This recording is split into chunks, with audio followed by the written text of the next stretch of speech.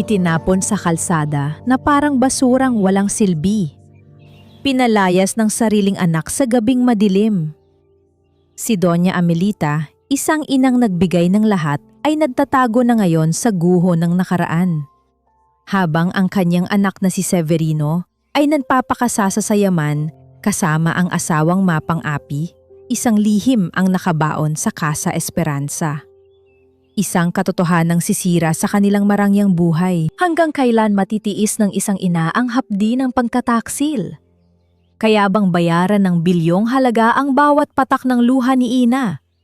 O huli na ang lahat para sa isang patawad? Itapon mo na ang mga basurang yan, Severino. Ngayong gabi rin, kailangang malinis ang Casa Esperanza dahil darating na ang mga investor bukas ng umaga. I don't want them to see this house looking like a squatter's area. Ang boses ni Lisandra ay matalim. Tila isang latigo na humahagupit sa katahimikan ng lumang mansyon sa Vigan. Sa bawat salitang lumalabas sa kanyang mga labi na may kulay ng mamahaling kolorete, lalong bumibigat ang hanging dala ng nagbabadyang ulan sa labas. Sa kabilang dulo ng madilim na sala, sa ilalim ng isang aandap-andap na bumbilya, nakatayo ang isang matandang babae. Ang kanyang katawan ay tila isang tuyot na sanga na madali nang mabali sa isang ihip ng hangin. Hawak-hawak ni Doña Amelita ang isang maliit na tasang luwad na may lamang mainit na salabat. Iyon ang paboritong inumin ni Severino tuwing sumasakit ang lalamunan nito noong bata pa ito. Katatapos lang ni Amelita na dahan-dahang pakuluan ang luya, tinitiis ang hapdi ng rayuma sa kanyang mga daliri para lamang maibsan ang pagod ng kanyang anak na kapakararating lang mula sa Manila. Ngunit ang basong iyon ay nanginig sa kanyang mga kamay. Ang bawat salita ni Lisandra ay tila mga karayom na tumutusok sa kanyang marupok na puso. Hindi basura ang tinutukoy ng kanyang manugang. Ang tinutukoy nito ay ang kanyang mga lumang banig, ang kanyang kupas na Biblia, at ang kanyang mismong pagkatao na tila isang maduming mansa sa maranyang plano ng mag-asawa. Tumingin si Amelita kay Severino. Ang kanyang anak, ang batang dati ay umiiyak sa kanyang kandungan tuwing nadarapa. Ang lalaking pinag-alayan niya ng bawat patak ng pawis at dugo para lamang maging isang matagumpay na negosyante. Ngunit ang Severino na nasa harap niya ngayon ay nakatalikod. Nakasuot ito ng mamahaling Amerikana. Ang mga mata ay nakatuon sa kanyang tablet. Tila ba ang presensya ng kanyang ina ay isang abala lamang sa kanyang bilyon-bilyong transaksyon? Severino, anak. Mahinang bulong ni Amelita. Ang kanyang boses ay parang kaluskos na mga tuyong dahon sa semento. Uminom ka muna nito. Masama ang panahon, baka sipunin ka. Lumingon si Lisandra at mabilis na lumapit. Sa isang mabilis na galaw, tinabig niya ang kamay ng matanda. Nabitawan ni Amelita ang tasang luwad. Ang mainit na salabat ay tumapon sa sahig na gawa sa nara at ang tasa ay nabasag sa libu-libong piraso, tulad ng pagkabasag ng dangal ng isang ina sa harap ng kanyang sariling dugo. Hindi mo ba narinig? We are selling this house! You are not supposed to be here! Sigaw ni Lisandra. Ang kanyang mukha ay puno ng pandidire. Inilagay ka namin sa pinakamahal na nursing home sa Makati para hindi ka na nagkakakalkal lang kung ano-anong dumi dito. Pero heto ka, nagtatago sa dilim na parang daga. You're ruining everything, Amelita! Naramdaman ni Amelita ang matinding pananakit sa kanyang dibdib. Hindi dahil sa init ng natapong salabat, kundi dahil sa katahimikan ni Severino na natiting nakatayo ang kanyang anak. Hindi gumagalaw, hindi tumitingin. Ang bawat segundo ng kanyang pananahimik ay tila isang hatol ng kamatayan para sa puso ni Amelita. Ang kanyang mga tuhod ay nanghina at dahan-dahan siyang napasandal sa malamig na pader ng Casa Esperanza. Ang kanyang lalamunan ay nanunuyo at ang bawat paghinga niya ay tila may kasamang bubog. Ang mansyong ito, na dating puno ng amoy ng bagong luto na empanada at tawanan ng pamilya, ay tila naging isang malaking kabaong na gawa sa bato at kahoy. Nakikita niya sa kanyang malabong paningin ang mga anino ng nakaraan. Si Severino na naghahabulan sa bakuran, ang kanyang yumaong asawa na masayang nag-aayos ng mga bintana. Lahat ng iyon ay tila tinalikuran na ng kasalukuyan. Hinawakan ni Amelita ang kanyang dibdib. Sinusubukang pigilin ang panginginig ng kanyang buong katawan. Hindi siya lumaban. Hindi siya sumigaw.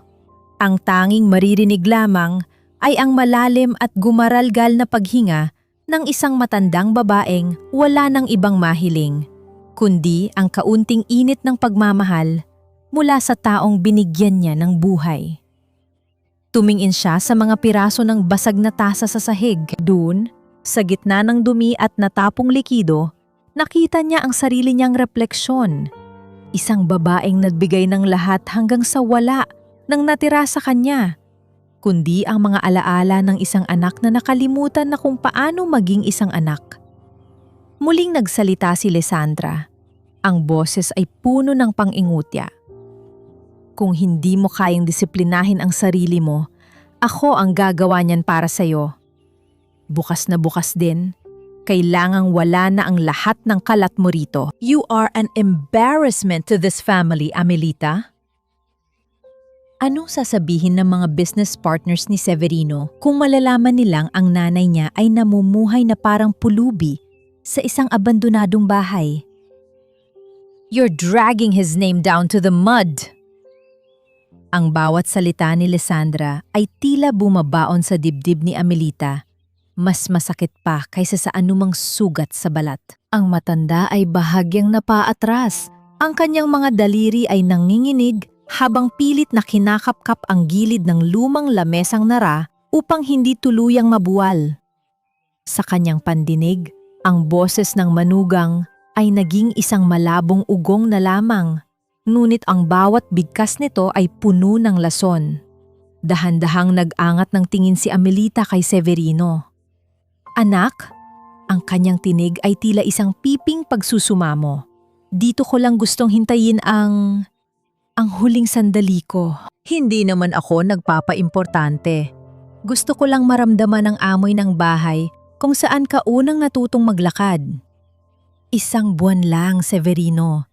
Hayaan mo lang akong manatili rito kahit sa sulok lang. Sa wakas, ibinaba ni Severino ang kanyang tablet. Ang kanyang mukha ay tila isang pader na bato.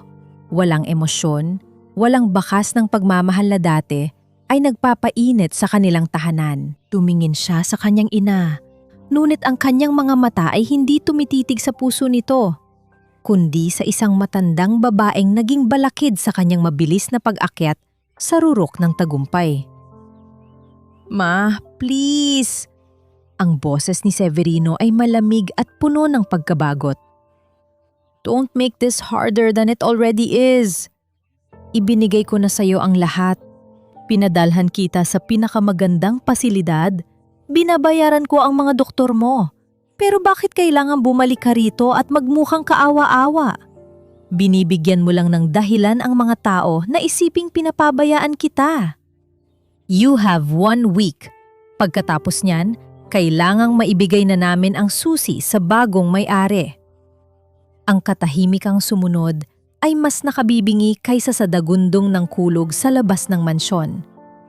Para kay Amelita, ang huling hibla ng pag-asa ay tila naputol sa isang iglap. Ang anak na kanyang ipinaglaban, ang batang isinakripisyo niya ang sariling kinabukasan para lamang makatuntong sa kolehiyo, ay siya na ngayong nagtatakwil sa kanya sa sarili niyang pamamahay. Hindi na malaya ni Amelita na ang mga luha ay dahan-dahan ng bumabagtas sa kanyang mga kulubot na pisingi. Hindi ito ang iyak ng isang taong nagagalit, kundi ang tahimik na pagtangis ng isang pusong unti-unti nang nadudurog. Yumuko ang matanda. Tila tinatanggap ang bigat ng isang krus na hindi niya akalaing papasanin niya mula sa sariling anak. Lumapit si Lisandra kay Severino at humawak sa braso nito. Ang kanyang mukha ay nagtagumpay. Let's go, Han. Masyadong maalikabok dito. Baka mag-trigger pa ang asma ni Maya. Iiwanan na natin ang mga tauhan mo para magsimulang mag-imbentaryo ng mga gamit na itatapon. Tinalikuran na nina Severino at Lisandra ang matanda. Ang tunog ng kanilang mga sapatos sa sahig na kahoy ay tila mga hakbang na papalayo sa lahat ng alaala ng pagmamahal. Naiwan si Amelita sa gitna ng malawak at madilim na sala, kasama ang mga piraso ng basag na tasa at ang natapong salabat na ngayon ay malamig na.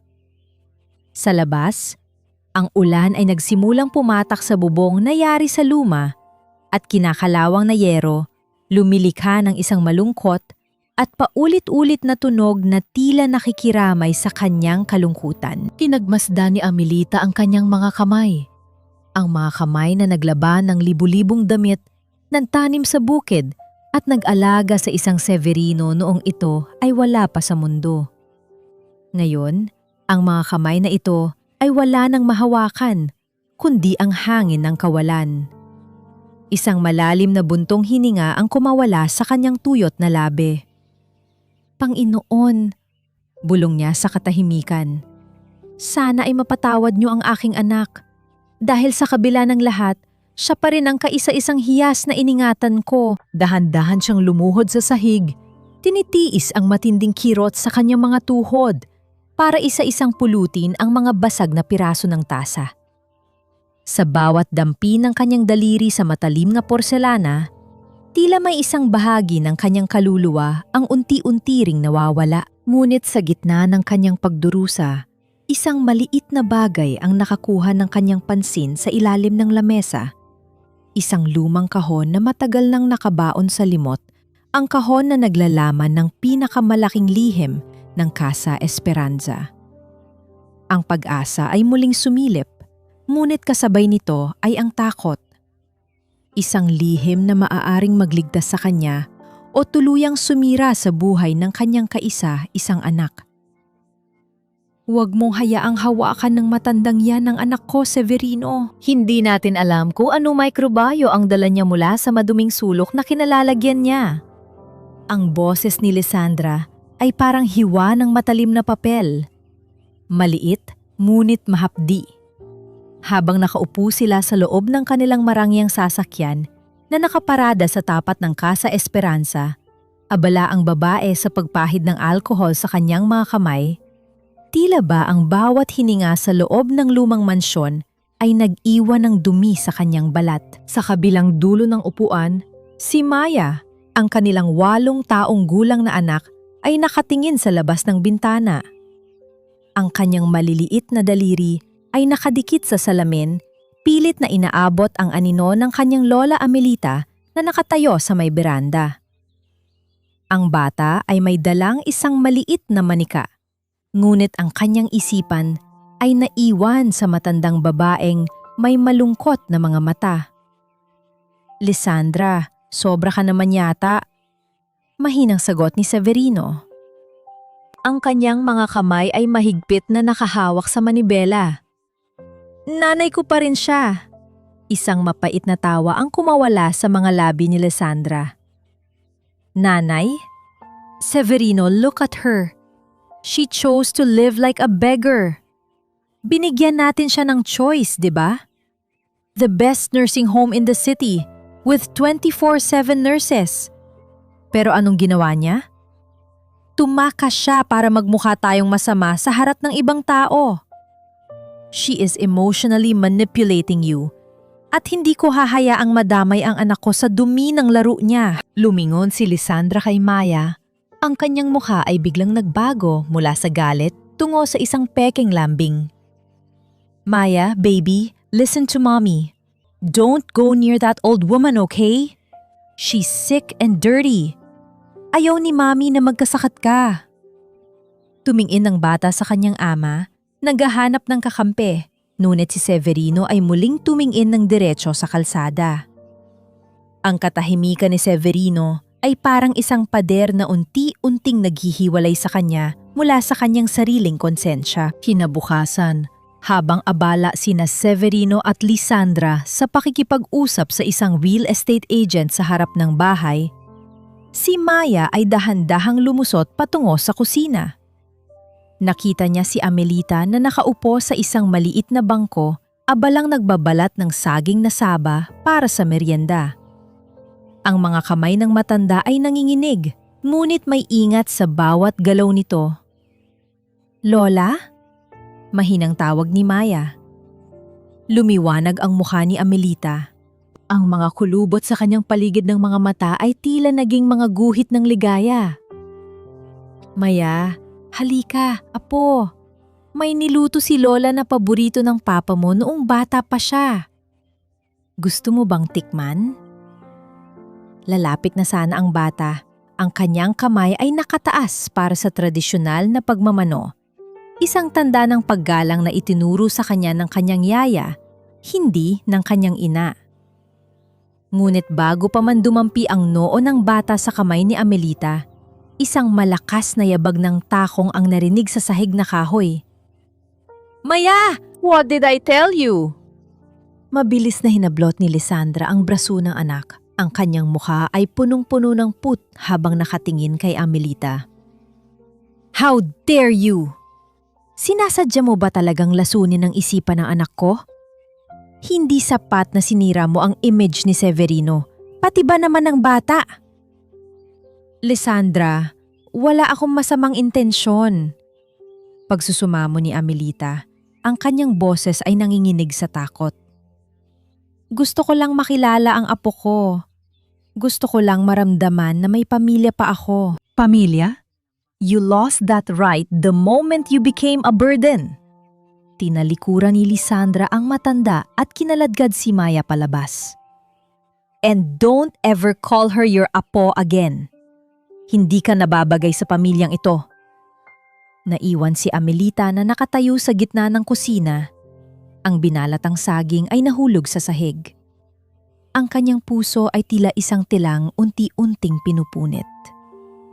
Nang gabing yon, hindi makatulog si Severino. Naglakad-lakad siya sa madilim na koridor ng Casa Esperanza, dala ang bigat ng mga salita ni Lisandra at ang mukha ng kanyang ina. Habang dumadaan siya sa tapat ng silid ni Amelita, isang maliit na kwarto sa dulo na amoy alikabok at lumang papel, narinig niya ang isang mahinang bulong. Huminto si Severino. Idinikit niya ang kanyang tenga sa pinto. "Panghinoon," ang boses ni Amelita ay basag, puno ng bawat patak ng luhang hindi niya maipakita sa harap ng anak. "Patawad po. Patawad po dahil naging pabigat ako kay Severino. Patawad dahil hindi ko siya mabigyan ng dangal na gusto niya. Kung kailangan niyo na po akong kunin para maging maligaya siya, handa na po ako. Huwag niyo lang po siyang pababayaan. Mahalin niyo po ang anak ko para sa akin." Naramdaman ni Severino ang isang matalim na kirot sa kanyang dibdib. Mas masakit kaysa sa anumang pagkatalo sa negosyo. Nais niyang buksan ang pinto. Nais niyang lumuhod at humingi ng tawad. Ngunit ang boses ni Lisandra ay tila isang multong bumubulong sa kanyang kabilang tenga tungkol sa yaman, sa posisyon at sa kinabukasan. Sa gitna ng kanyang pag-aalinlangan, napansin niya ang isang liwanag na nagmumula sa ilalim ng pinto ng kwarto ni Lisandra. May naririnig siyang mga mahihinang boses, hindi boses ng pamilya, kundi boses ng mga taong tila may pinaplano. Dahan-dahang lumapit si Severino sa kwarto ng kanyang asawa. Ang kanyang puso ay mabilis na tumitibok. Nang bahagyang bumukas ang pinto, nakita niya si Lisandra na may hawak na telpono. Ang kanyang mukha ay may nakakatakot na ngiti. "Yes, everything is ready," sabi ni Lisandra sa kausap. "As soon as we clear the house, the developers can start. Don't worry about the old woman. I have a way to make sure she never bothers us again. Permanently." Napatigil ang paghinga ni Severino. Ang kanyang mga kamay ay nagsimulang manginig. Ano ang ibig sabihin ni Lisandra? Anong balak niyang gawin sa kanyang ina? Ang bawat umaga sa vegan ay nagsisimula sa isang tila ritual Nasayaw ng liwanag at anino sa loob ng Casa Esperanza. Subalit para kay Severino, ang umagang ito ay may dalang ibang klaseng bigat. Nagising siya hindi sa ingay ng alarm clock ng kanyang mamahaling telepono, kundi sa isang samyo na tila humila sa kanyang diwa pabalik sa isang mundong matagal na niyang kinalimutan. Ang amoy ng barako, ang matapang, mausok at nanunuot na halimuyak ng kape na hinaluan ng tamis ng asukal na pula. Dahan-dahang bumangon si Severino at lumabas ng silid. Ang bawat hakbang niya sa sahig na nara ay lumilikha ng isang marahang tunog, tila nagrereklamo sa bigat ng kanyang mga hakbang. Pagdating niya sa kusina, nakita niya ang kanyang ina. Ang liwanag ng bukang liwayway ay tumatagos sa mga bintanang gawa sa kapis, nagbibigay ng isang tila banal na ningning sa maputing buhok ni Amelita. Nakatalikod ang matanda, abala sa pag-aayos ng mga tasa. Napansin ni Severino ang mga kamay nito. Ang mga daliring dati ay maliksi sa pagtatahi, ngayon ay namumula at nanginginig. May mga sugat ang gilid ng kanyang mga kuko. Marahil ay dahil sa maghapong paglilinis ng bahay gamit ang matapang na sabon, pilit na pinapakinis ang bawat sulok para sa darating na mga banyaga. Ma? Mahinang tawag ni Severino. Bahagyang nagulat si Amelita, ngunit agad ding nagumiti. Gising ka na pala, anak. Heto ang kape mo, katulad ng gusto mo. Walang gatas, maraming pagmamahal. Inabot ni Severino ang tasa.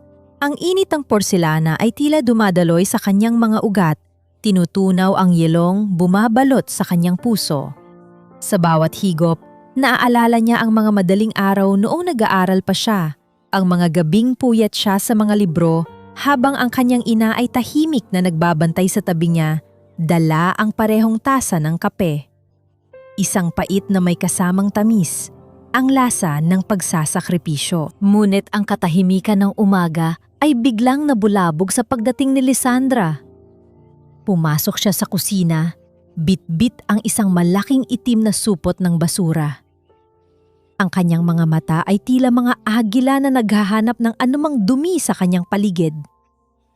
What is that smell? Ang baho naman. It smells like burnt rubber. Reklamo ni Lisandra habang iwinawagayway ang kanyang kamay sa harap ng kanyang ilong. Severino, bakit mo iniinom yan? We have the Nespresso machine in the car. Hindi sumagot si Severino, ngunit dahan-dahan niyang ibinaba ang tasa. Mabilis na kumilo si Lisandra patungo sa isang sulok ng kusina kung saan nakatago ang isang maliit na kahon ng karton, ang kahon na iniingatan ni Amelita. Nang walang pasabi, binuksan ito ni Lisandra at isa-isang inilabas ang mga laman. Isang lumang sapatos na pambata, ilang kupas na report card, at isang tuyong bulaklak na nakaipit sa plastik. Junk! Junk! Junk! Bulyaw ni Lisandra habang itinatapon ang mga ito sa loob ng supot ng basura. Ma, I told you, kailangang malinis ang bahay na ito.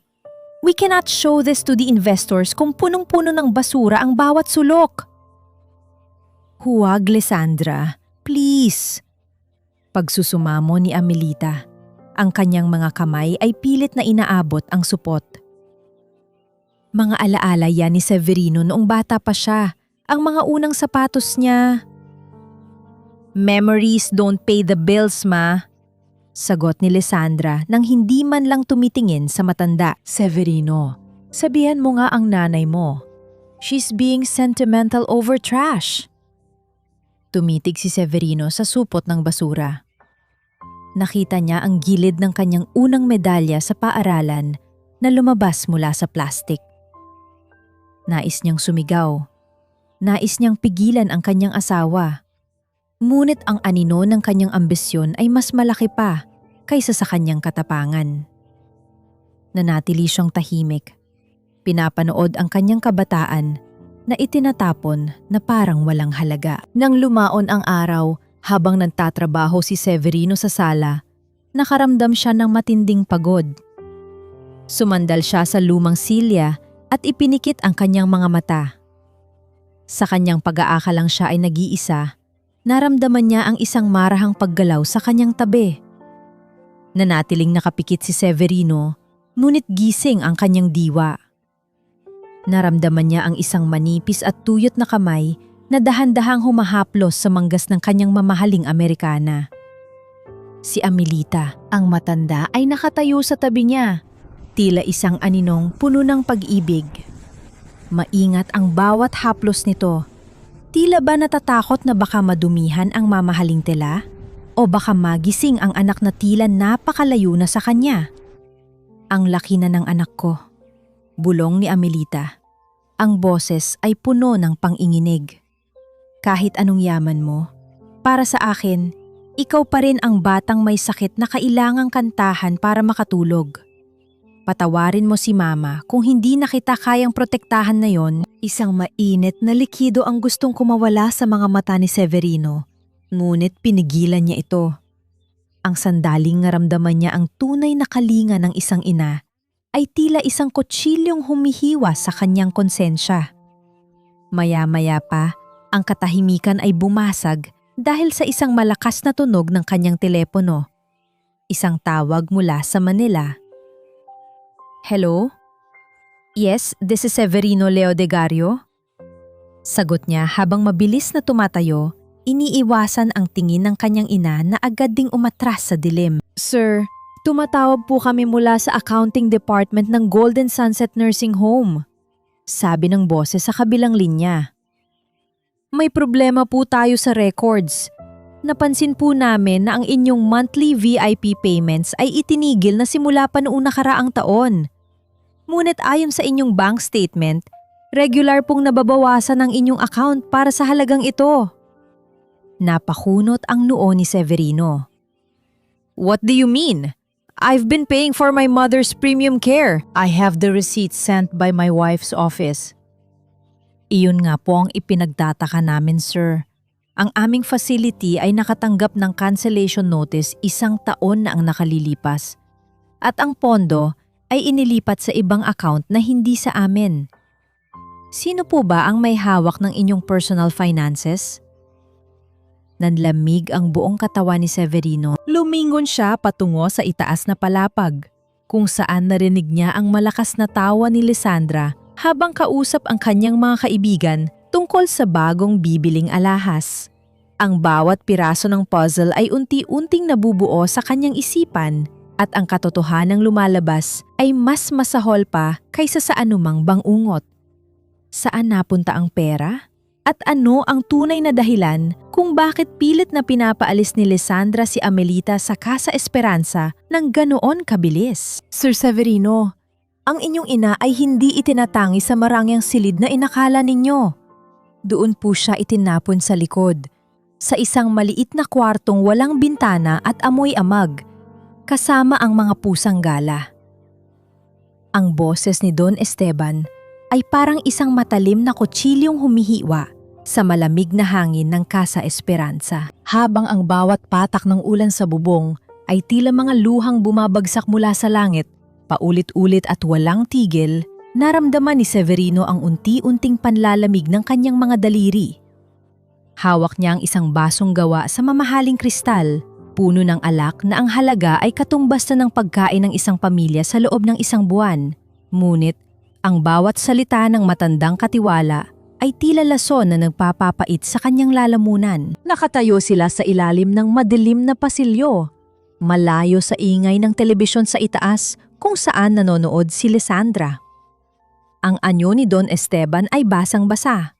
Ang kanyang lumang kapote ay tumutulo sa sahig na nara, lumilikha ng maliliit na daloy ng tubig na tila mga sugat sa balat ng mansyon. Ano ang ibig mong sabihin, Don Esteban? Ang tanong ni Severino. Ang kanyang tinig ay nanginginig sa pagitan ng galit at takot.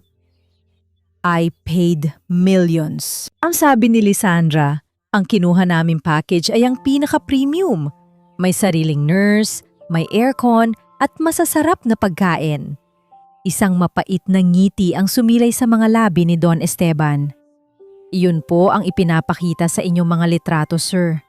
Pero noong dinalaw ko ang inyong ina ng patago, nakita ko siyang nakaupo sa sahig, nilalamok, at ang tanging kinakain ay tuyong tinapay. Sinabihan siya ng mga staff doon na huwag magsusumbong sa inyo dahil baka lalo kayong magalit at tuluyan siyang itapon sa kalsada. Ang sabi po nila, utos daw po iyon ng inyong asawa. Parang gumuho ang mundo sa ilalim ng mga paa ni Severino. Ang bawat tibok ng kanyang puso ay tila isang martilyo na nagpapawasak sa kanyang dibdib. Hindi siya makahinga. Ang marangyang buhay na ipinagmamalaki niya, ang tagumpay na inakala niyang paraan ng pagbawi sa kanyang ina, ay naging isang malaking kasinungalingan na binuo sa likod ng kanyang mga mata. Dahan-dahang naglakad si Severino patungo sa kusina. Ang kanyang mga hakbang ay mabigat at tila walang direksyon. Sa gitna ng dilim, nakita niya ang isang maliit na liwanag mula sa kusina. Huminto siya sa may pintuan. Pinipigilan ang sariling huminga. Doon, sa ibabaw ng lumang lamesang kahoy, nakaupo si Amelita. Walang ibang ilaw, kundi ang isang maliit na gasera na naglalabas ng itim na usok. Nakita ni Severino ang kanyang ina na may hawak na kutsara, dahan-dahang kumukuha ng kanin mula sa isang maliit na mangkok. Walang karne, walang isda. Ang tanging kasama ng kanin ay ang mga butil ng asin na dahan-dahang tinutunaw ng init ng pagkain. Nakita ni Severino ang paglunok ng kanyang ina, mahirap, tila may bumabara sa lalamunan nito. Pagkatapos ng bawat subo, uminom ang matanda ng tubig mula sa isang basong plastik na may lamat na. Sa gitna ng karangyaan ng Casa Esperanza na balak nilang ibenta sa halagang $1,000,000, ang reyna ng tahanang ay nagtitiyaga sa asin para lamang maibsan ang gutom. Lord, salamat po sa biyayang ito. Mahinang bulong ni Amelita. Ang boses ay puno ng katapatan sa kabila ng kahirapan. Pusog na po ako, basta't alam kong ang anak ko ay nakakakain ng masarap sa itaas. Ang bawat salita ni Amelita ay tila mga pako na ibinabaon sa konsensya ni Severino. Nais niyang sumigaw. Nais niyang itapon ang basong kristal na hawak niya. Ngunit ang kanyang buong katawan ay tila naging bato. Ang hapdi sa kanyang puso ay lumalaganap sa kanyang buong pagkatao. Isang matinding pagsisisi na tila sumasakal sa kanyang kaluluwa. Biglang narinig ang tunog ng mga tahong ni Lisandra na bumababa sa hagdan. Mabilis na nagtago si Severino sa anino ng malaking aparador. Pumasok si Lisandra sa kusina, abala sa pag-aayos ng kanyang buhok habang nakatingin sa salamin ng kanyang compact powder. "Look at this mess!" ani Lisandra nang makita ang matanda. Ang kanyang boses ay puno ng pangingutya. "Amelita, bakit ba kailangan dito ka pa kumain? Ang baho ng amoy ng luma mong pagkain. And really? Salt? You're doing this para magmukha kang kaawa-awa kapag nakita ka ni Severino, right? How pathetic." Hindi sumagot si Amelita. Nanatili siyang nakayuko, tila isang batang pinapagalitan. Sa pagmamadali ni Lisandra na kuhanin ang kanyang designer bag sa ibabaw ng counter, hindi niya napansin na may nalaglag na isang puting sobre mula sa loob nito. Tumalbog ang sobre sa sahig at dumulas patungo sa madilim na sulok kung saan nakatayo si Severino. Nang makaalis si Lisandra, dahan-dahang lumabas si Severino mula sa dilim. Pinulot niya ang sobre. Ang kanyang mga kamay ay nanghinginig habang binubuksan ang papel sa loob. Isang opisyal na dokumento mula sa Golden Sunset Nursing Home ang tumambad sa kanya. Nanlaki ang mga mata ni Severino sa nabasa. Ang account na pinaghuhulugan niya ng pera buwan-buwan ay hindi account ng pasilidad. Ito ay isang personal na account sa ibang bangko, isang account na nakapangalan sa ina ni Lisandra.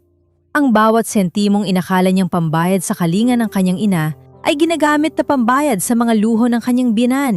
Ang galit na naramdaman ni Severino ay hindi na maipaliwanag. Ang kanyang paningin ay nagdilim.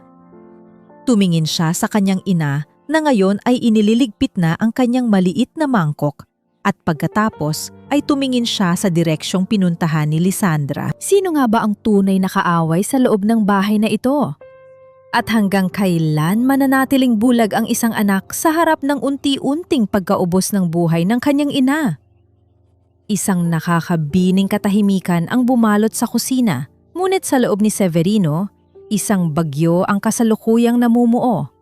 Isang bagyong wawasak sa lahat ng kasinungalingang itinayo ni Lisandra. Ang puting papel sa kamay ni Severino ay nanginginig. Tila isang buhay na nilalang na nagpapaalala sa kanya ng kanyang sariling kapabayaan. Ang bawat letra ng pangalan ng biyenan niya sa dokumento ay tila mga uod na kumakain sa kanyang dangal bilang isang anak. Sa itaas ng mansyon, narinig niya ang masayang huni ni Lisandra habang nag-aayos ito ng kanyang buhok sa harap ng salamin. Ang tunog ng kanyang pag-awit ay tila isang pang-ungutya sa katahimikan ng gabi. Dahan-dahang umakyat si Severino sa hagdan. Ang bawat baitang ay tila isang mabigat na pasanin. Pagpasok niya sa silid, tumambad sa kanya ang marangyang anyo ng kanyang asawa. Ang amoy ng mamahaling pabango ni Lisandra ay nanunuot sa silid. Isang amoy na dati ay nagpapaakit sa kanya, ngunit na yon ay tila lason na sumasakal sa kanyang hininga. Saan napunta ang pera, Lisandra? Ang boses ni Severino ay mababa, paos at puno ng nagpipigil na galit. Lumingon si Lisandra. Ang kanyang kilay ay tumaas ng bahagya. Nang makita niya ang sobe sa kamay ng asawa, hindi siya natinag. Wala siyang bakas ng gulat o takot. Sa halip, dahan-dahan niyang inilapag ang kanyang suklay at humarap kay Severino nang may malamig na ngiti. So, you've been digging through my things? How low, Severino? Ang sagot ni Lisandra sa wikang Taglish. Ang tono ay puno ng pang-inutya.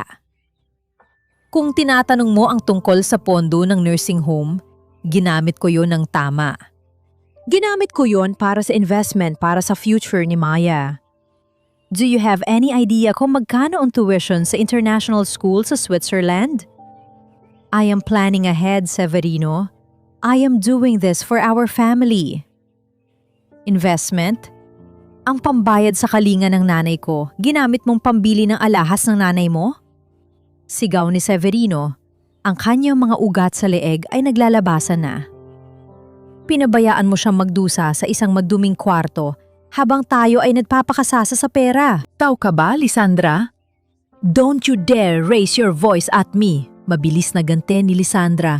Ang kanyang mga mata ay nanlilisik. Sino ba ang nagbigay sa iyo ng koneksyon para lumago ang negosyo mo? Ang pamilya ko at ang nanay mo? She's old. She doesn't need a VIP room, Severino. Hindi na niya alam ang pagkakaiba ng satin at sako. She's happy as long as she has her salt and rice. Huwag kang mag-inarte na parang napakabuti mong anak na yon kung kailan kailangan nating ibenta ang bahay na ito. Sa ibaba, sa madilim na pasilyo ng kusina, nakatayo si Amelita. Ang bawat sigaw mula sa itaas ay tila mga hampas ng latigo sa kanyang likuran. Nakasandal siya sa pader. Ang kanyang mga kamay ay nakatakip sa kanyang mga tenga. Ngunit ang mga salita ni Lisandra ay tila mga palasong tumatago sa kanyang puso. Diyos ko, patawad po. Bulong ni Amelita. Ang kanyang mga luha ay mabilis na dumadaloy, binabasa ang kanyang kupas na damit. Kasalanan ko ito. Kung hindi dahil sa akin, hindi sila mag-aaway. Ako ang sumisira sa pamilya ng anak ko. Sa gitna ng kanyang pag-iyak, naramdaman ni Amelita ang isang maliit na kamay na humawak sa kanyang tapes. Nang dahan-dahan siyang tumingin sa ibaba, nakita niya si Maya. Ang bata ay nakatingala sa kanya. Ang mga mata ay puno ng kuryosidad at lungkot. May hawak ang bata na isang maliit na tinapay na balot sa tissue. Isang piraso ng mamahaling croissant na itinago niya mula sa kanyang merienda. Lola, don't cry po, mahinang sabi ni Maya. Eat this. It's yummy. Mommy said it's expensive, but I want you to have it. Napakagatlabi si Amelita. Niyakap niya ang bata ng mahigpit, itinatago ang kanyang mukha sa balikat nito. Sa gitna ng lason ng mga salita sa itaas, ang munting tinapay at ang yakap ng kanyang apo ang naging tanging gamot na nagbibigay sa kanya ng lakas na huminga pa. Ngunit ang katahimikan ng kanilang yakap ay binalot ng isang malakas at nakakabulahaw na busina mula sa labas ng gate. Isang itim at mahabang sasakyan ang pumarada sa tapat ng Casa Esperanza. Ang mga ilaw nito ay tumama sa mga binta ng kapis, tila mga matang mapanghusga. "They're here!" ani Lisandra mula sa itaas. Ang kanyang boses ay biglang naging propesyonal at malamig. "The investors from Singapore are here. Ayusin mo ang mukha mo, Severino, if you ruin this deal. Dahil sa pagiging sentimental mo sa matandang yan, sisiguraduhin kong kukunin ko si Maya at hinding-hindi mo na kami makikita muli." Napatitig si Severino sa kanyang asawa. Ang banta ni Lisandra ay tila isang malamig na bakal na nakadiin sa kanyang leeg. Tumingin siya sa bintana kung saan bumababa na ang mga banyagang may dalang mga dokumento para sa pagbili ng kanyang lupang sinilangan. Sa isang sulok, nakita ni Severino ang kanyang ina na mabilis na pinupunasan ang mga luha at dahan-dahang itinatago si Maya sa likod ng malaking aparador, pilit na naglalaho sa dilim para hindi makadumi sa paningin ng mga bisita ng kanyang anak. Ang labanan sa loob ni Severino ay umabot na sa sukdulan. Ang kanyang puso ay sumisigaw para sa katarungan, ngunit ang kanyang takot na mawala ang anak ay tila isang tanikalang nakagapos sa kanyang bawat kilos. Ang kusina ng Casa Esperanza ay nabuhay sa gitna ng matinding init at usok. Sa kabila ng kanyang nanghihinang katawan, tila nakahanap ng bagong lakas si Amelita. Alam niyang mahalaga ang gabing ito para sa kanyang anak. Gamit ang kanyang mga kamay na puno ng mga hiwa at paltos, inihanda niya ang mga tradisyonal na putahe ng vegan, ang pinakbet na may malutong na bagnet, ang malasang longganisa, at ang mainit na sinangag.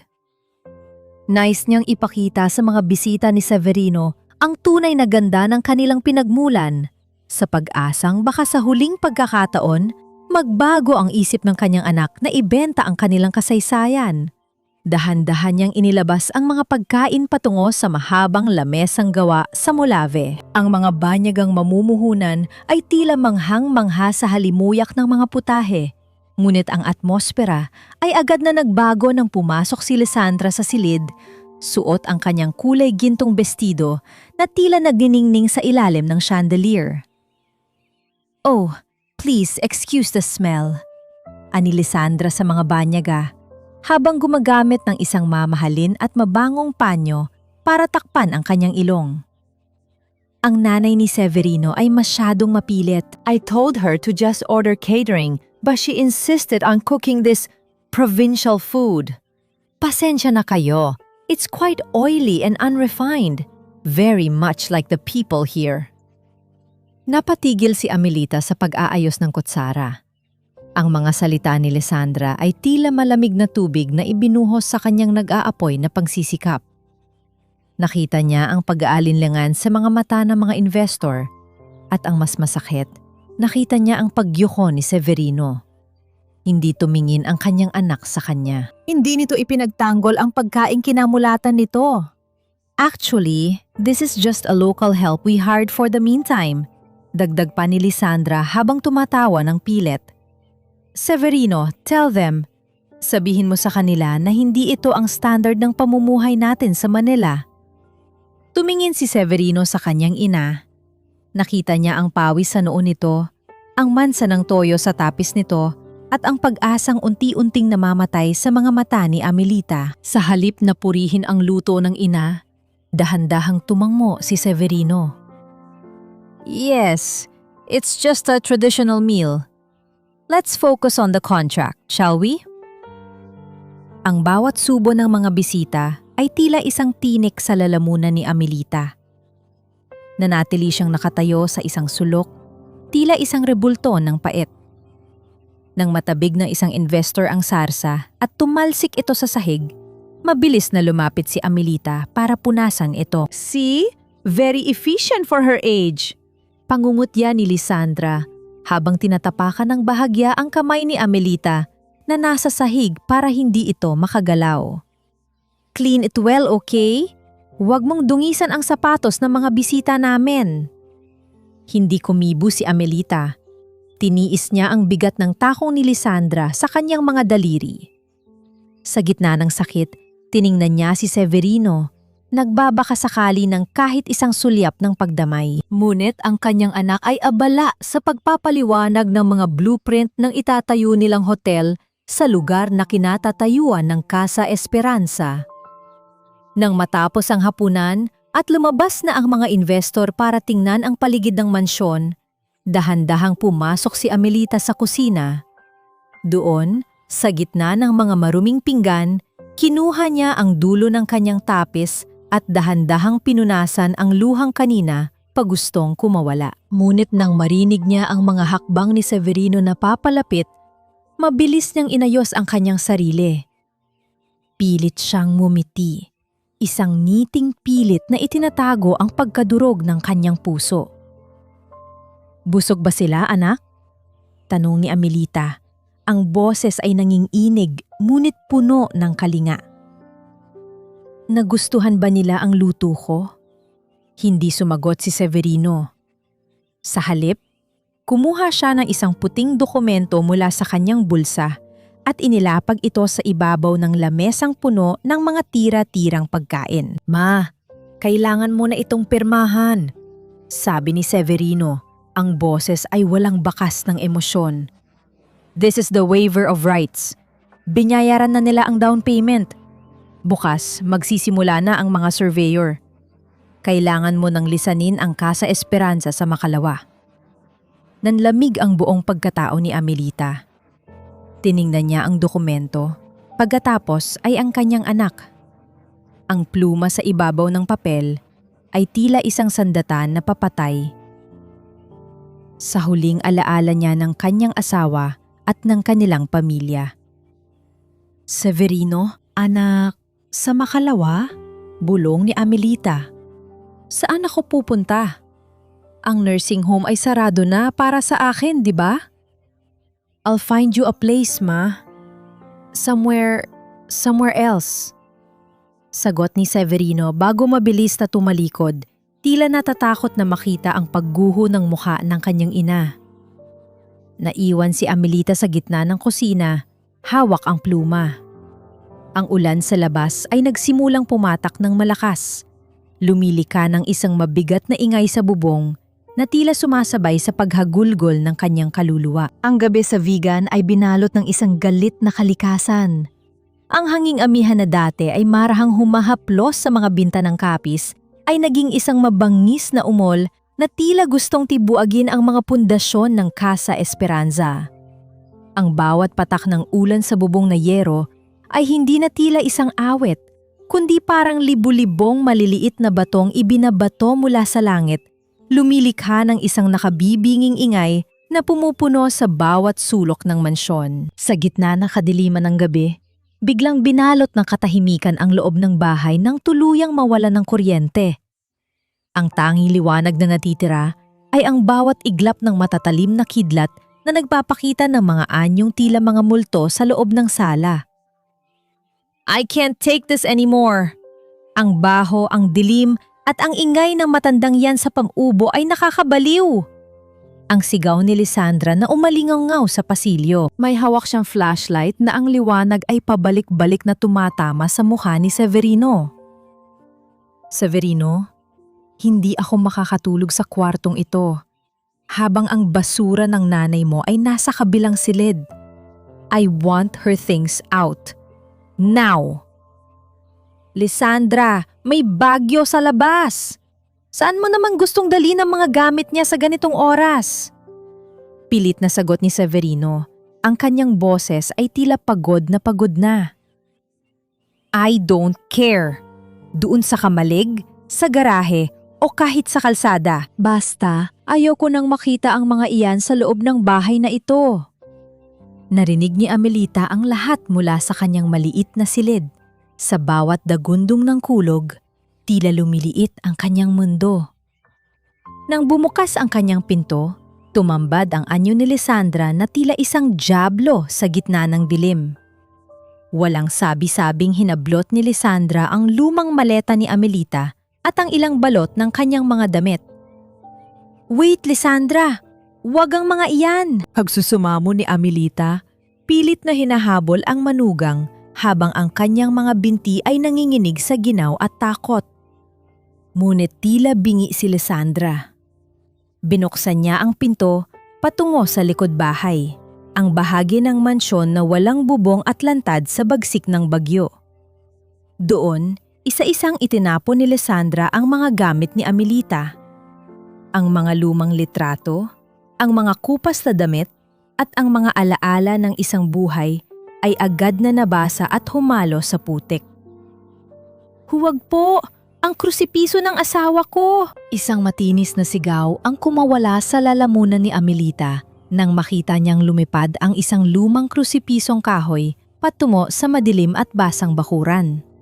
Nakalimutan ni Amelita ang kanyang sakit. Nakalimutan niya ang kanyang edad.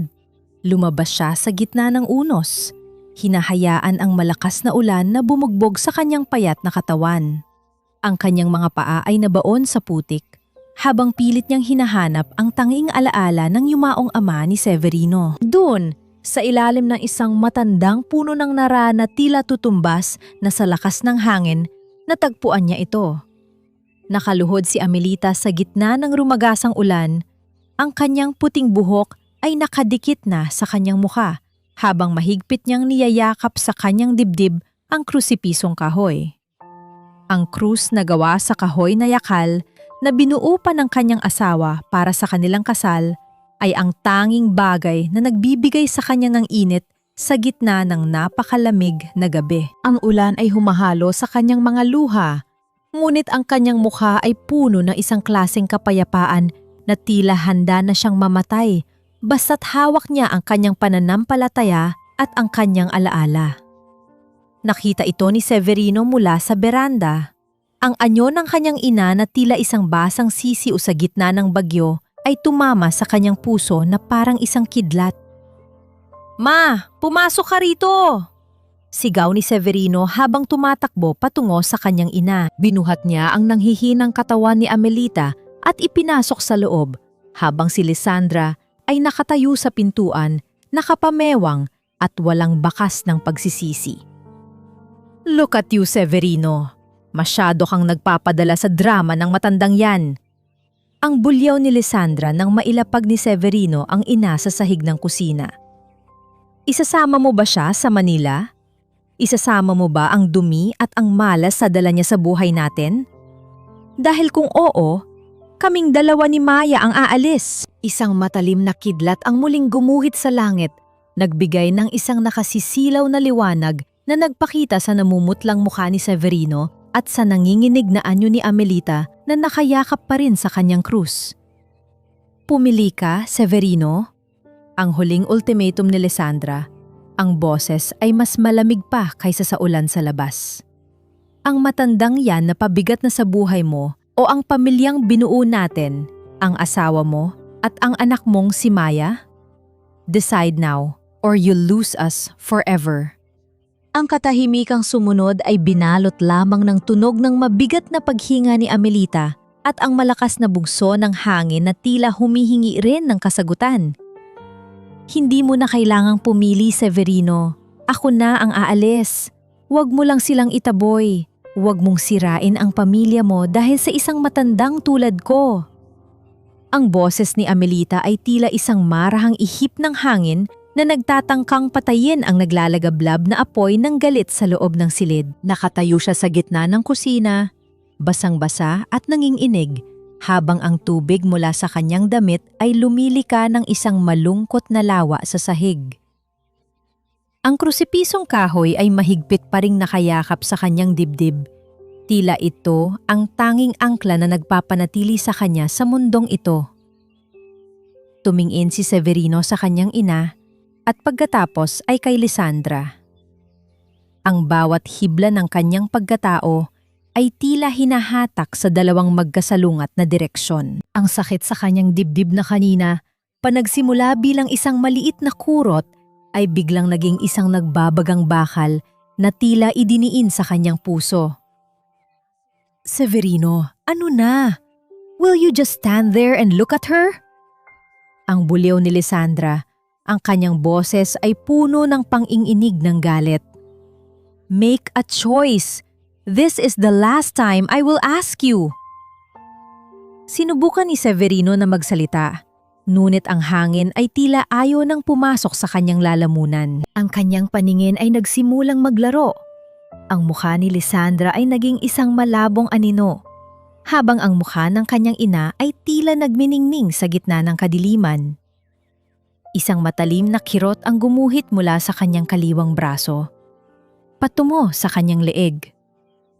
Sa isang iglap, ang mundo ay tila huminto sa pag-ikot para kay Severino. Ang basong kristal na hawak niya ay dula sa kanyang mga daliri at bumagsak sa sahig. Lumikha ng isang matunog na pagkabasag na tila hudyat ng kanyang pagbagsak. Sumunod ang kanyang katawan, mabigat at walang kalaban-laban. Bumagsak siya sa matigas na sahig ng Casa Esperanza. Severino! Ang sigaw ni Lisandra, ngunit hindi siya lumapit. Sa halip, napaatras siya sa takot. Ang kanyang mga kamay ay nakatakip sa kanyang bibig habang pinapanood ang kanyang asawa na nagkakahabol ng hininga at namumutla. Ano ba yan, Severino? Don't do this! Huwag mo akong takutin! Ngunit ang matanda, ang inang inakala nilang mahina at pabigat, ay kumilos ng may bilis na hindi akalain ng sinuman. Sa kabila ng kanyang rayuma at pagod, mabilis na lumuhod si Amelita sa tabi ng kanyang anak. Kinalimutan niya ang sariling ginaw. Kinalimimutan niya ang lahat ng pait na ibinato sa kanya. Severino! Anak ko! Severino, gumising ka! Ang panagwi ni Amelita na umalingaw-ngaw sa buong mansyon, mas malakas pa sa dagundong ng kulog sa labas. Inilagay ni Amelita ang ulo ni Severino sa kanyang kandungan. Ang kanyang mga kamay na puno ng kulubot ay dahan-dahang humahaplos sa mukha ng anak, pilit na binubuhay ang diwa nito. Lisandra, tumawag ka ng tulong. Ang telepono! Gawin mo ang lahat! Sigaw ni Amelita sa manugang na tila naging isang estatwa sa gilid. Habang hinihintay ang tulong, binalot ng isang banal na katahimikan ang mag-ina sa gitna ng gulo. Sa gitna ng dilim at lamig, niyakap ni Amelita ng mahigpit ang kanyang anak. Idinikit niya ang kanyang noo sa noo ni Severino at habang ang kanyang mga luha ay pumapatak sa mukha ng lalaki, nagsimula siyang bumulong ng isang dalangin. Panginoon, wag muna po, hindi pa siya handa. Kunin niyo na lang po ako. Ipalit niyo na lang po ang buhay ko sa kanya. Ang bulong ni Amelita. Ang kanyang boses ay puno ng isang klaseng pag-ibig na walang hangganan. Anak, huwag kang bibitiw. Nandito si Mama. Hindi kita iiwan. Hinding-hindi kita iiwan. Dahan-dahang idinampi ni Amelita ang kanyang mga labi sa noo ni Severino. Ibinibigay ang huling init ng kanyang katawan para lamang hindi lumamig ang kanyang anak. Ang krusipisong kahoy ay inilagay niya sa ibabaw ng dibdib ni Severino, tila nagsisilbing panangga sa anumang masamang mangyayari. Maya-maya pa, ang malayong huni ng sirena ng ambulansya ay dahan-dahan nang lumalapit. Ang pulang ilaw nito ay sumisilip sa mga bintanang kapes, nakikipagbuno sa dilim ng gabi. Ang tunog ng mga gulong sa basang kalsada at ang mga yabag ng mga taong papalapit ay tila mga anghel na dumarating upang sumaklolo. Nang pumasok ang mga paramedic at dahan-dahang binuhat si Severino sa stretcher, hindi bumitaw si Amelita hanggang sa huling sandali. Ngunit nang tuluyan ng mailabas ang kanyang anak mula sa pintuan ng Casa Esperanza, ang lakas na humahawak sa matanda ay bigla ring naglaho. Naramdaman ni Amelita ang isang matinding bigat sa kanyang sariling dibdib. Ang kanyang paningin ay dahan-dahang naging itim. Ang huling nakita niya ay ang papalayong ilaw ng ambulansya na nagdadala sa kanyang kaisa-isang hiyas. Isang marahang bagsak ang narinig sa semento ng beranda. Doon, sa gitna ng ulan at putik, nakahiga ang matandang babae, mag-isa, walang malay, at tila isang kandilang tuluyan nang naubos ang mitsa matapos magbigay ng liwanag sa iba. Ang puting kisame ng ospital ang unang bumulaga sa paningin ni Severino. Ang bawat pagkurap ng kanyang mga mata ay tila may kasamang bigat at ang amoy ng gamot at malinis na alkohol sa paligid ay naging hudyat na siya ay buhay pa. Ang tunog ng mga kagamit ang nagbabantay sa kanyang tibok ng puso ay naging isang tila malungkot na ritmo sa loob ng tahimik na silid. Han? Thank God, gising ka na. You gave me such a heart attack. Ang boses ni Lisandra ay agad na pumuno sa silid. Nakaupo ito sa tabi ng kanyang kama. Perpekto pa rin ang pagkakaayos ng buhok at suot ang isang mamahaling puting damit, tila ba hindi galing sa gitna ng isang bagyo. Hinawakan ni Lisandra ang kamay ni Severino. Ngunit sa pagkakataong ito, ang haplos ng asawa ay naramdaman ni Severino na kasing lamig ng yelo. Nasaan si Mama? Ang paos na tanong ni Severino. Ang kanyang lalamunan ay tila punong-puno ng tuyong alabok. Sandaling napatigil si Lisandra at isang mabilis na iritasyon ang gumuhit sa kanyang mga mata bago ito napalitan ng isang pekeng pag-aalala. Your mother? Well, she's in another room. Ang sabi ko sa kanya, wag na siyang pumasok dito dahil baka ma-stress ka lang. Honestly, Severino, her drama last night almost cost your life. If I didn't call the ambulance right away, hindi ko alam kung anong mangyayari sa'yo. Ikaw ang tumawag. Ang mahinang tanong ni Severino habang gumabalik sa kanyang isipan ang malabong imahe ng kanyang ina na yumayakap sa kanya sa gitna ng ulan. Of course, Han. Who else? Your mother was just there, shouting and making things worse. Sagot ni Lisandra habang abala sa pag-aayos ng kanyang mga kuko. Ngunit ang kasinungalingan ni Lisandra ay tila isang marupok na salamin na agad na basag nang bumukas ang pinto. Pumasok si Don Esteban, ang matandang katiwala. Ang kanyang muha ay mabigat ang damdamin at hawak niya ang isang lumang envelope na gawa sa craft paper. Nanilaw na sa paglipas ng panahon at may mga bakas ng tuyong patak ng tubig. Sir Severino, mabuti at gising na kayo. Panimula ni Don Esteban. Ang kanyang tinig ay seryoso, tila may dalang balitang maaaring magbago ng lahat. Hindi ko na kayang manahimik. Hindi ko na kayang panuurin ang inyong ina na patuloy na nahihirapan habang kayo ay nananatiling walang alam sa buong pangyayari. Esteban, lumabas ka! This is a private room! Ang sigaw ni Lisandra. Ang kanyang boses ay naging matinis at puno ng takot. Hindi na tinag ang matanda. Inilapag niya ang sobre sa ibabaw ng dibdib ni Severino. Buksan niyo yan, sir. Yan ang dahilan kung bakit wala nang natira sa inyong ina. Yan ang dahilan kung bakit mas pinili niyang magtiis sa asin kaysa humingi sa inyo. Nanginginig ang mga daliri ni Severino habang binubuksan ang sobre. Ang unang lumabas ay isang lumang titulo ng lupa.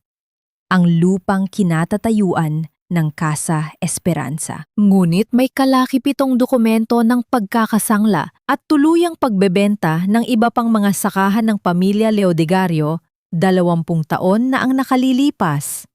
Ibinenta ni Amelita ang lahat ng natitirang lupain ng inyong ama, sir.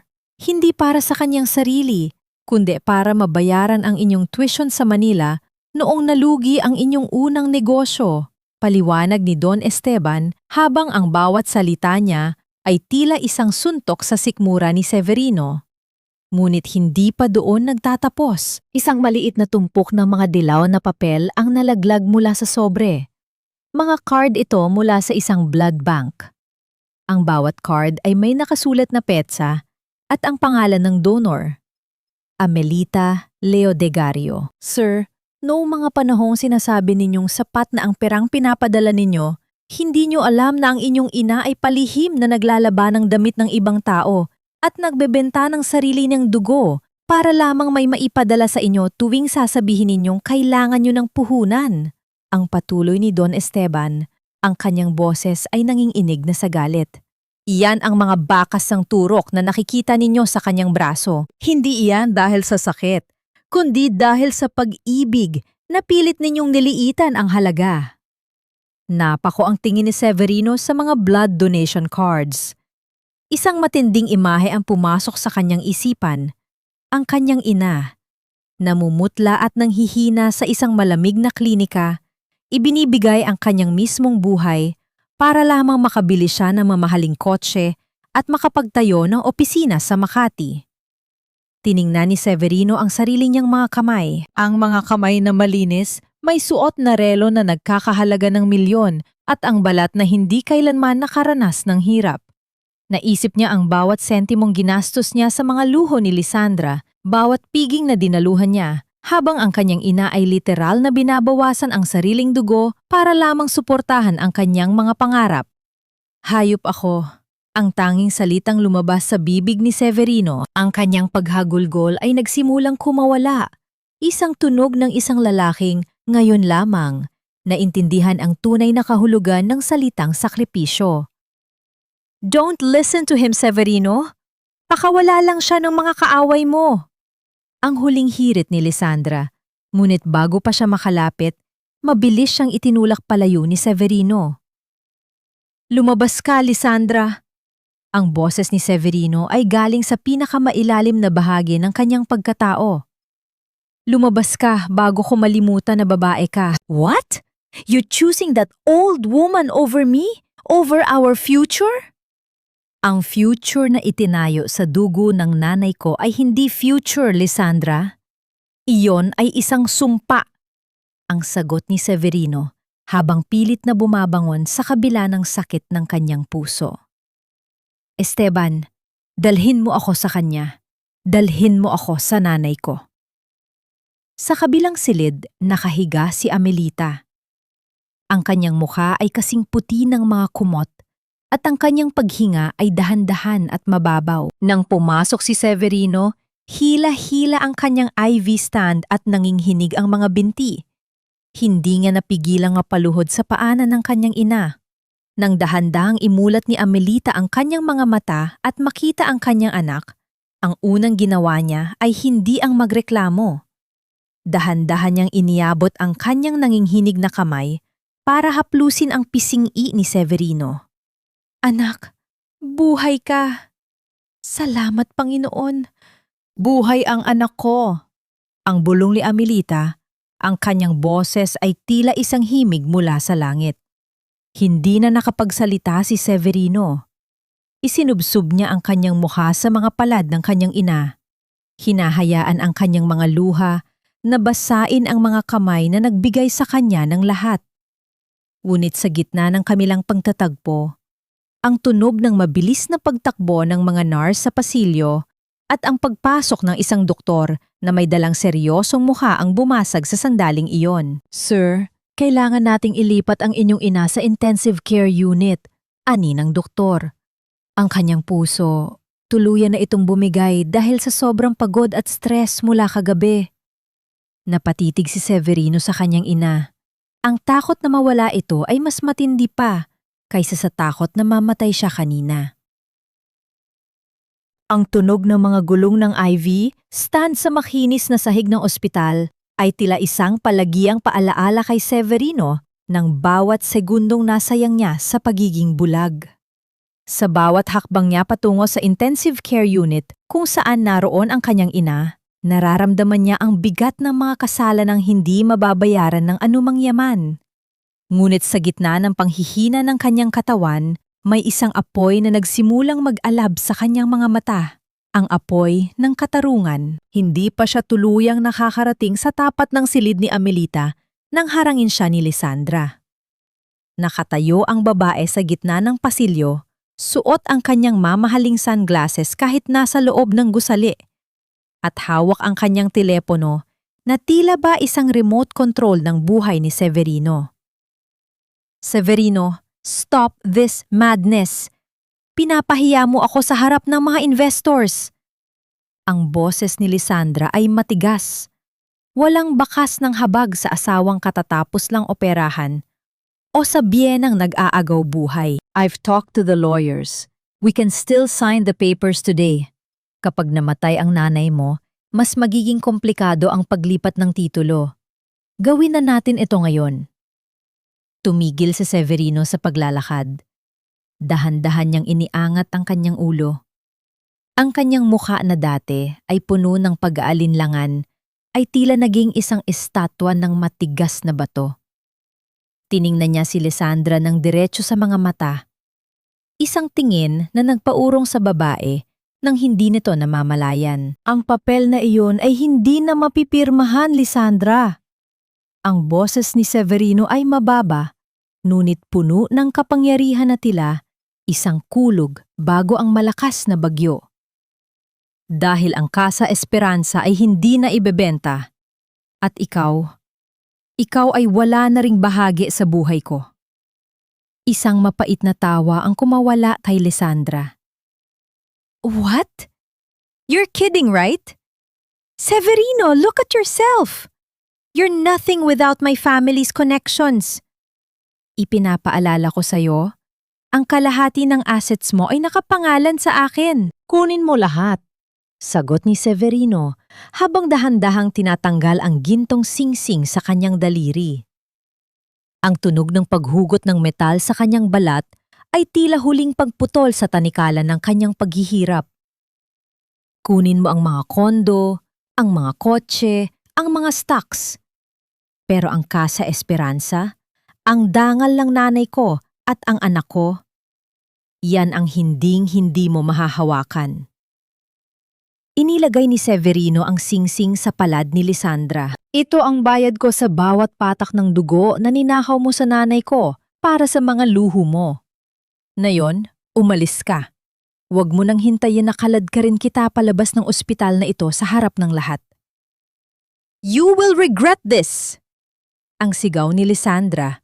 Ang kanyang mukha ay namumula na sa galit at kahihiyan. Lumingon siya kay Maya na kanina pa nakatago sa likod ni Don Esteban. Maya, come here. Sasama ka kay Mommy.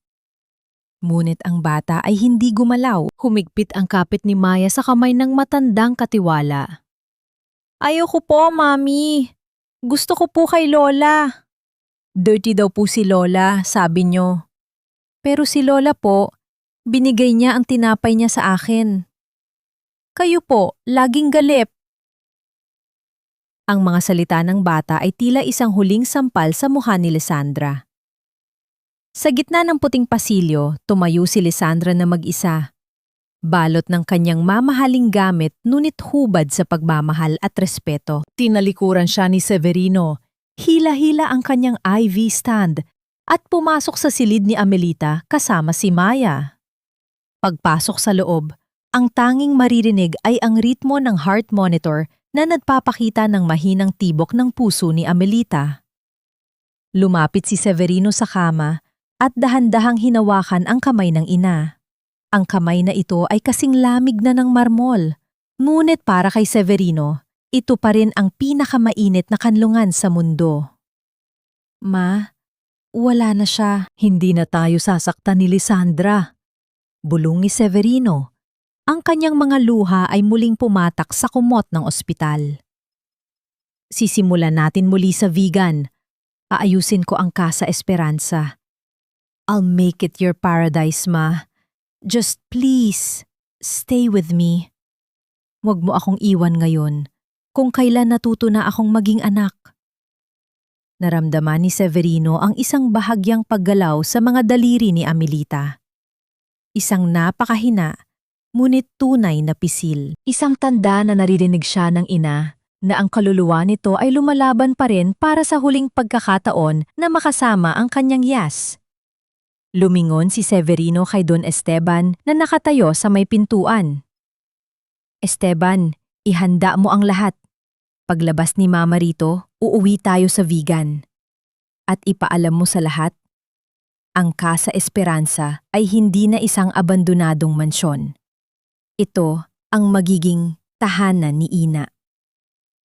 Ang determinasyon sa boses ni Severino ay nagpabago sa atmosfera ng silid. Ang takot ay napalitan ng isang tahimik na pag-asa. Ngunit habang nakatingin si Severino sa mapayapang mukha ng kanyang ina, alam niyang ang tunay na laban ay hindi pa tapos. Ang orasan ng buhay ni Amelita ay mabilis na tumatakbo. At ang bawat segundong natitira ay tila isang gintong butil na dahan-dahang nauubos. Isang nurse ang pumasok at tiningnan ang monitor. Ang kanyang mukha ay nagpakita ng isang seryosong ekspresyon na nagpabagsak sa panandaliang kapayapaan ni Severino. "Sir, kailangan niyo pong maging handa," mahinang sabi ng nurse. "Ang kanyang blood pressure ay bumabagsak. Maaring ito na ang huling gabi ng inyong ina." Napakapit ng mahigpit si Severino sa kamay ni Amelita. Ang kanyang puso ay sumisigaw ng protesta sa tadhana. Huli na nga ba ang lahat para sa kanyang pagbabalik? Ngayon lang, kita nayakap ng ganito, bakit parang hiram na lang ang bawat segundo? Ang boses ni Severino ay halos isang pabulong na panaghoy. Isang tunog na nagmumula sa isang pusong pilit na binubuo ang mga basag na bahagi nito. Sa loob ng intensive care unit, ang tanging nagpapatunay na may buhay pa sa silid ay ang mahinang pag-angat at pagbaba ng dibdib ni Amelita at ang ritmo ng makina na tila isang orasan na nagbibilang ng natitirang sandali. Nakaupo si Severino sa tabi ng kama. Ang kanyang mga siko ay nakatukod sa kanyang mga tuhod, habang ang kanyang mukha ay nakabaon sa mga palad ng kanyang ina. Ang balat ni Amelita ay tila isang lumang papel, manipis, marupok, at puno ng mga guhit ng kasaysayan ng paghihirap. Dahan-dahang kinuha ni Severino ang isang basang bimpo at maingat na pinunasan ang mga daliri ng ina. Pinunasan niya ang bawat bakas ng dumi, ang bawat kalyo na nakuha nito sa pantatrabaho para sa kanya. Ang bawat haplos niya ay isang paghingi ng tawad, isang tahimik na kumpisal ng isang anak na naligaw ng landas. "Patawad, ma. Patawad dahil mas pinahalagahan ko ang kinang ng ginto kaysa sa liwanag ng pagmamahal mo." Bulong ni Severino habang ang kanyang mga luha ay bumabagsak sa puting kumot ng ospital. Dahan-dahang imulat ni Amelita ang kanyang mga mata. Wala itong bakas ng galit. Sa halip, isang malalim na kapayapaan ang bumanaag sa kanyang mukha. Tumingin siya kay Severino at pagkatapos ay sa labas ng bintana kung saan ang unang sinag ng araw ay dahan-dahang sumisilip sa abot tanaw. "Severino? Anak!" Ang boses ni Amelita ay tila isang himig na nanggagaling sa malayo. Napakahina, ngunit sapat na para mapatigil ang tibok ng puso ni Severino. "Huwag kang umiyak. Ang bawat patak ng luha mo ay tila sugat sa puso ko. Ang mahalaga, nandito ka. Nakabalik ka na sa akin." Pinilit ni Amelita na iangat ang kanyang nanginghinig na kamay para haplusin ang buhok ng kanyang anak. Sa kabila ng lahat ng tubo na nakakabit sa kanya, sa kabila ng hapdi ng bawat paghinga, ang tanging inisip niya ay ang pagpapakaalma sa kanyang hiyas. Isinandal ni Severino ang kanyang ulo sa hita ng ina, tulad noong siya ay 6 na taong gulang pa lamang at natatakot sa dilim. Sa sandaling iyon, ang marangyang silya ng ospital ay naglaho at ang tanging nararamdaman niya ay ang init ng kandungan ng inang handang magbigay ng lahat hanggang sa huling hininga.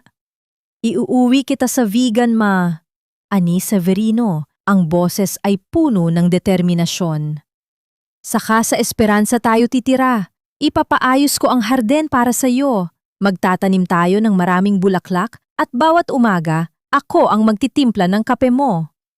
Isang matamis na ngiti ang sumilay sa mga labi ni Amelita.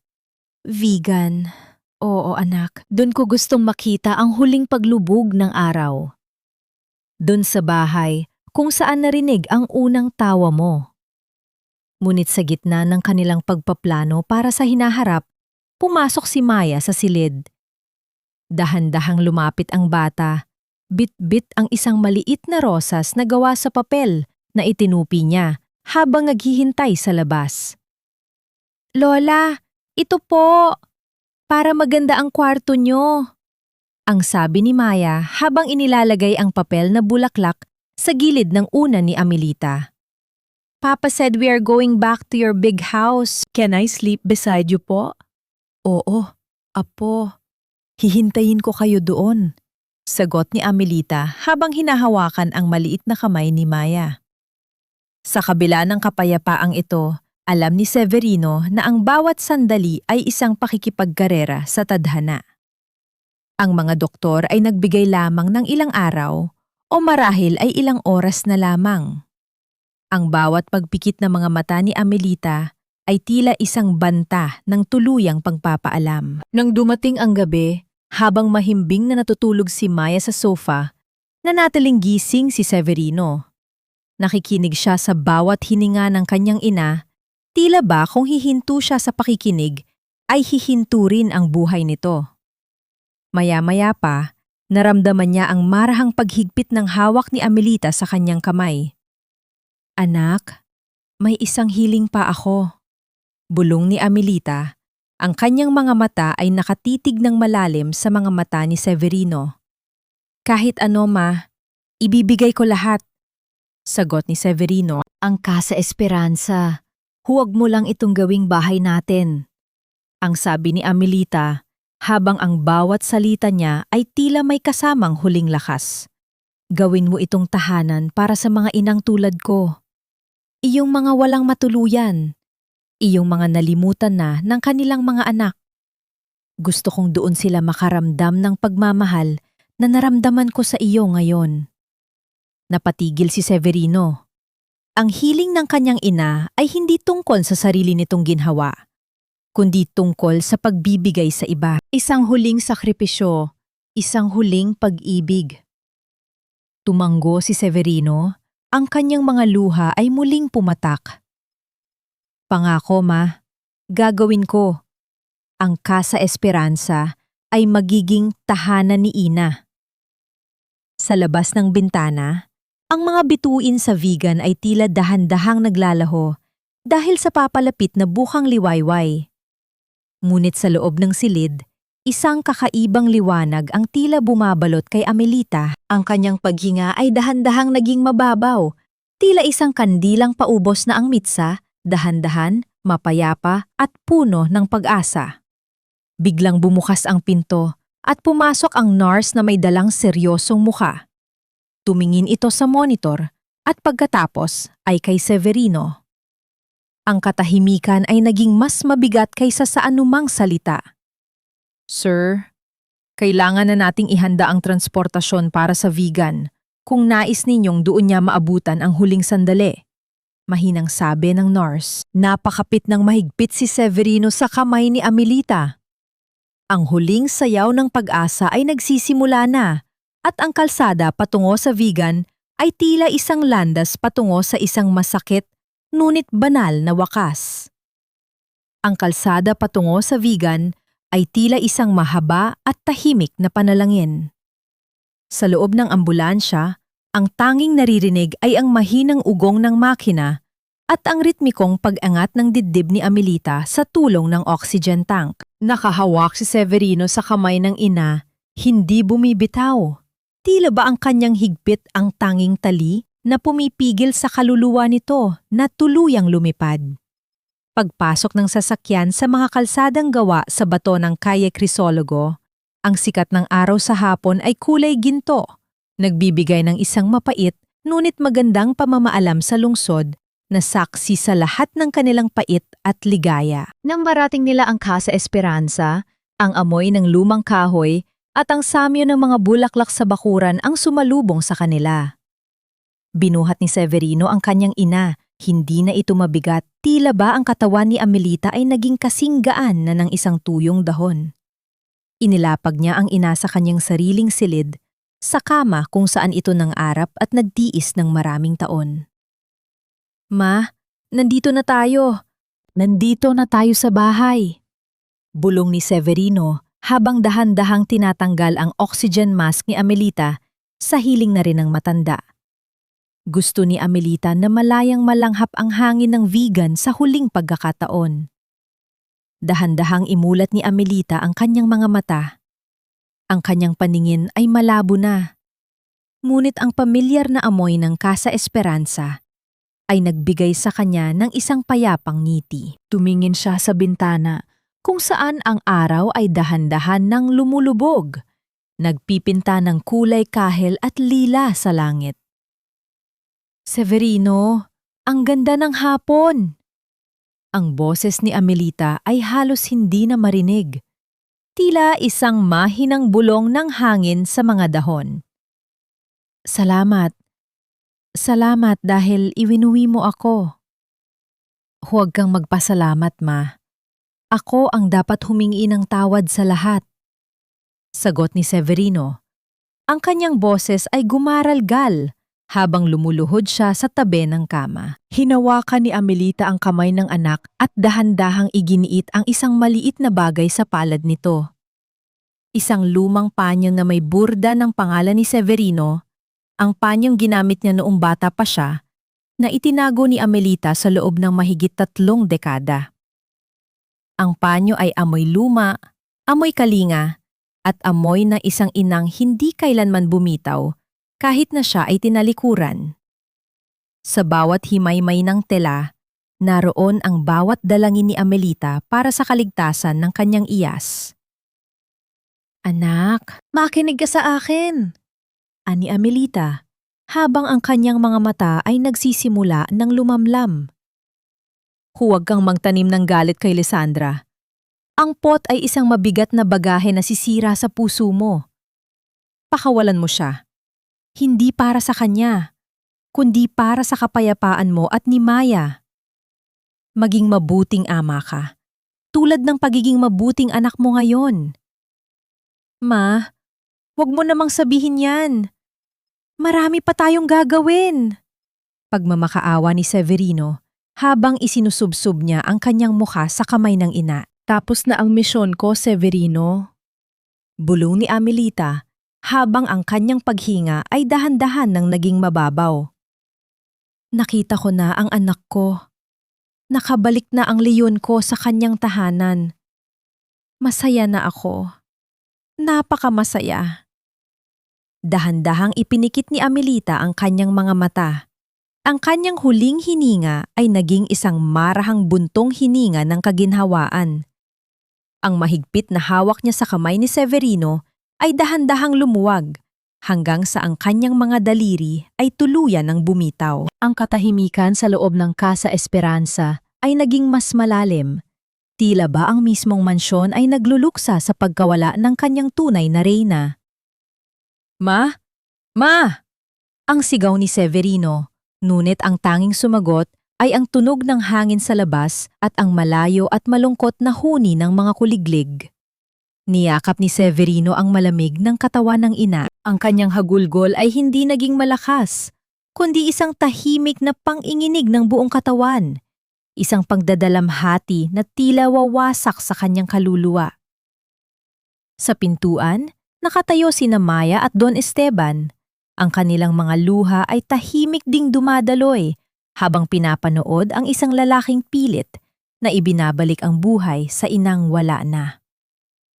Ang araw ay tuluyan ng naglaho sa abot tanaw.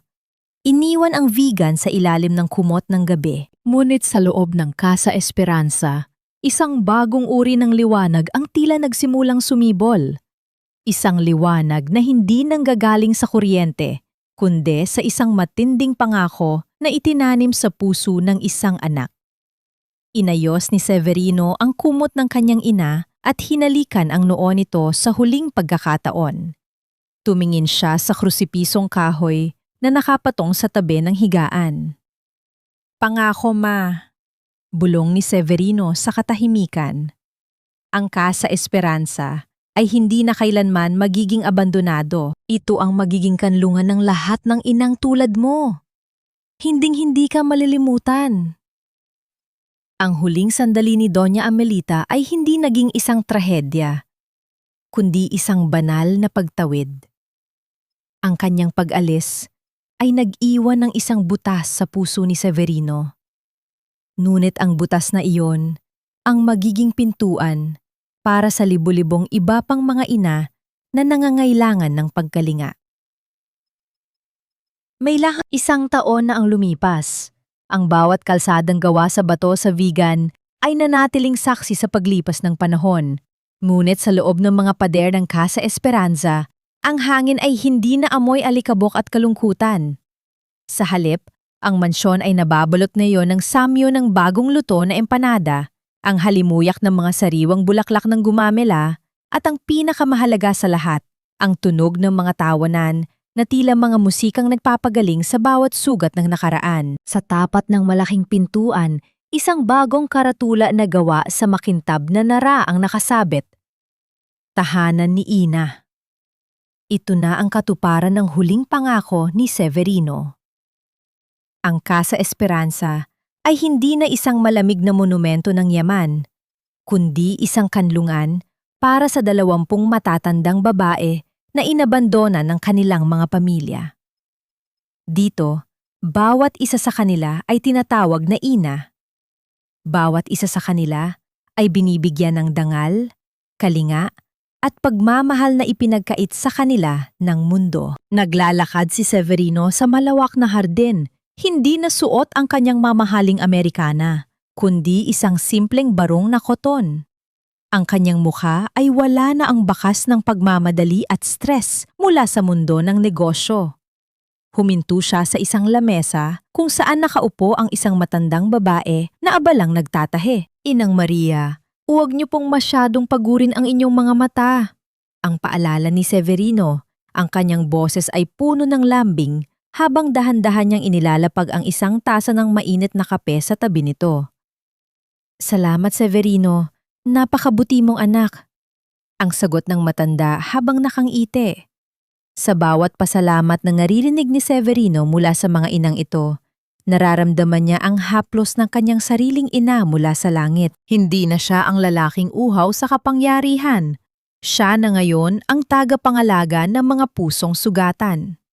Napagtanto niya na ang tunay na tagumpay ay hindi nasusukat sa laki ng kanyang bank account, kundi sa dami ng mga niting na ibabalik niya sa mga mukhang dati ay puno ng luha.